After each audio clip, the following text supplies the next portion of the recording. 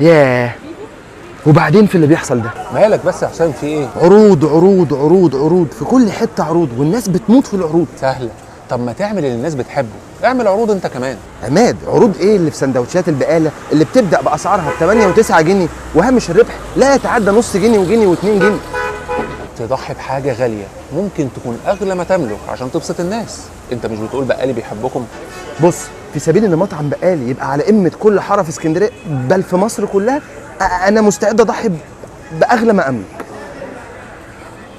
عربيتك يا حسام. ايه؟ عربيتي؟ هي وصلت لدرجه عربيتي؟